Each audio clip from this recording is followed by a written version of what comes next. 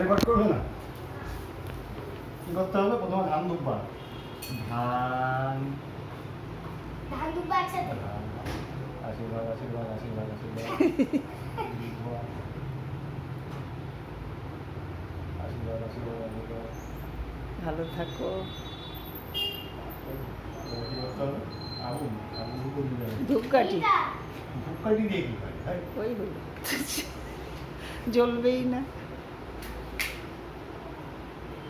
এই তো হাতে গরম রেখে আদর করে দাও। এবার একটু পায়েস খাইয়ে দিই